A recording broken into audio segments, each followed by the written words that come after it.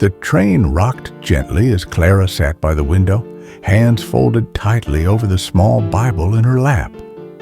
Her worn dress and plain bonnet marked her as someone used to hard work, not to turning heads.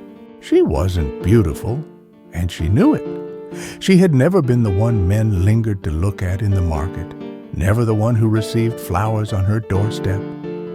But beauty was not what had brought her here. She had traveled over 800 miles across open plains and dusty towns, answering a letter from a man she'd never met, a man who had sent money for her fare and promised marriage.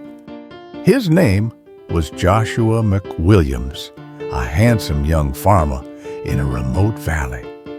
The letter had been brief. I need a wife, someone to keep house, help with the land, and share a life with me. If you're willing, I'll send the ticket. On the long journey, Clara had whispered the same prayer over and over. Dear Lord, please let him be kind. When the train finally screeched into the small station, she stepped down onto the platform and scanned the crowd. Then she saw him.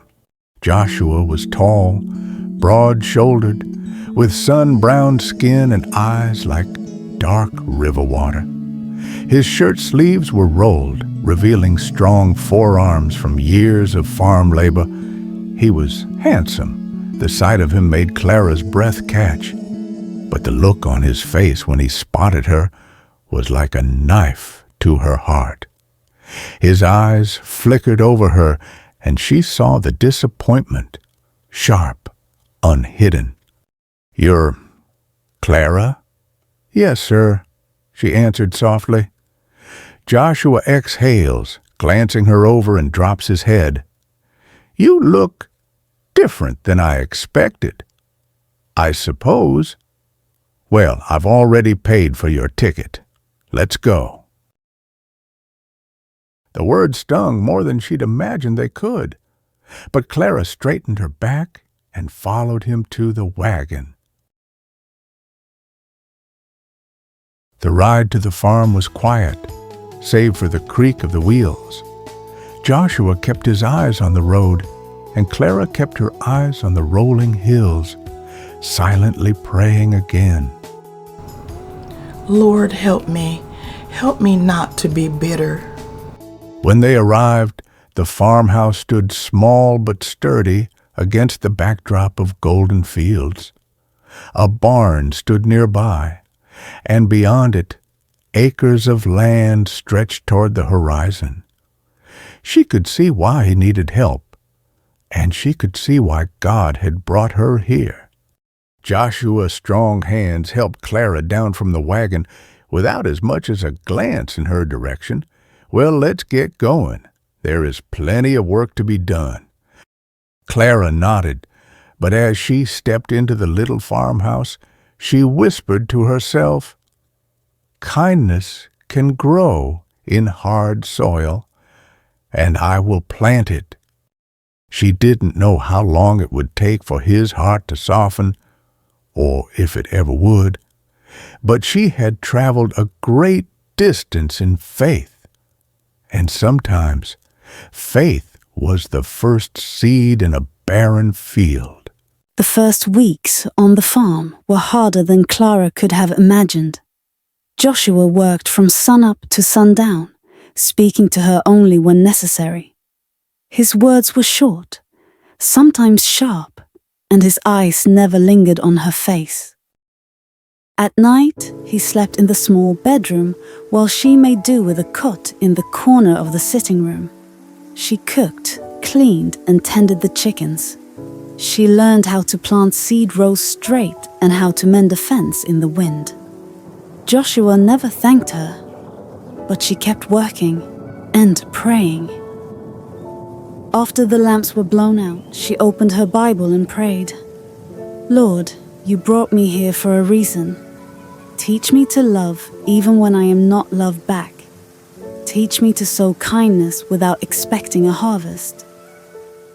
One cold morning in late March, Joshua returned from the barn looking frightful and sweating. "The cattle," he said between breaths, "they're sick. If we lose them, we lose the farm and everything."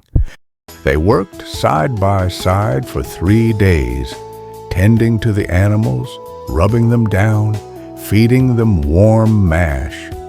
Clara sang hymns softly and prayed, and though Joshua said nothing, she noticed he stayed close when she prayed.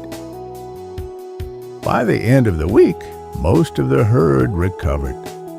Joshua looked at her differently then, not with admiration, but with something gentler. "You didn't have to help like that," he murmured softly one evening. "Yes, I did," she replied simply. "We're in this together." Clara began leaving little notes of encouragement in his work coat pockets. Verses like Galatians 6:9, "Let us not grow weary of doing good, for in due season we will reap." Joshua never mentioned the notes, but she noticed they never went into the trash. Then, in midsummer, disaster struck again. A storm rolled through with such fury that the river swelled, threatening to sweep away their wheat crop, the crop that would pay their debts and keep the farm alive. Joshua stood by the bank that night, rain pouring down his face, watching the water rise. "It's over," he muttered. "We've lost everything." Clara stepped beside him, soaked to the skin, and said with quiet conviction, "No, we serve a God who calms storms.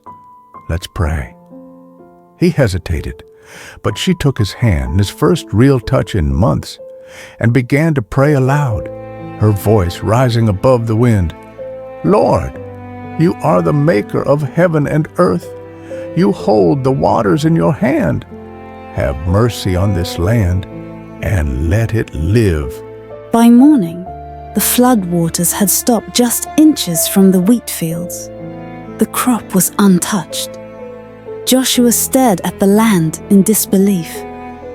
"I don't understand," he whispered.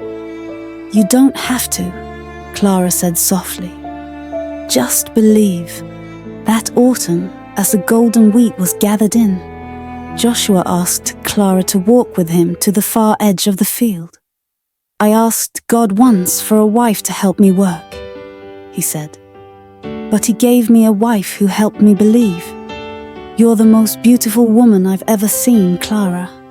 Not because of your face, but because you brought God into my life." Tears filled her eyes as he added, "If you'll still have me, I'd like to be more than just the man you work beside.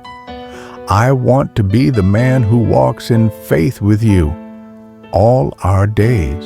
And there, with the harvest behind them and the promise of new life ahead, Clara realized that the prayer she whispered on the train had been answered. Not just that her husband would be kind, but that together they would see the kindness of God.